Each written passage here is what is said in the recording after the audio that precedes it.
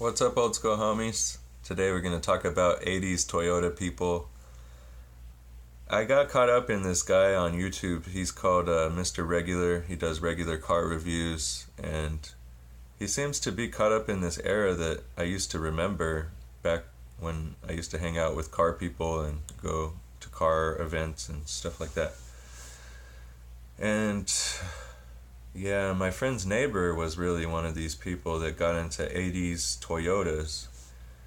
And I could tell Mr. Regular is stuck in this little era. And it's a little bubble. And I'd like to be in it too, but I couldn't afford it now.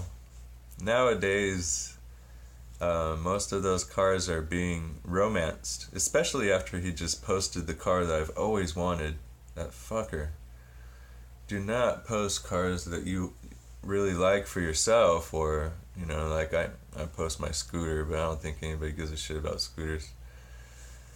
But he bought a MR2 in 1988. That's a car nobody would really care about, but I would like to have one of those. I wanted an 87, really, just get the first year if you're going to go that far back.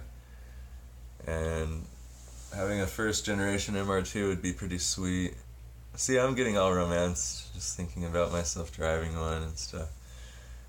But I've also wanted a Corolla too, like a 1986 Corolla, and that all started from people's culture in Japan. There's a Japanese anime called Initial D where this guy drives around delivering Chinese food for his dad, and he has to drive down a windy mountain road real fast, and he drifts the car around, and everybody romanced this cartoon. And then I have friends that watch the cartoon and then they drive up to the local mountain roads and then they try to do that shit in the middle of the night. So I fucking get it, I've seen the core of it all. And I just want to point out that these cars are extremely old. They're just compact cars. The only reason they were romanced was because they were rear-wheel drive. And the only reason I would really want an MR2 is because it's rear-wheel drive and it's midship engine. So that's two things.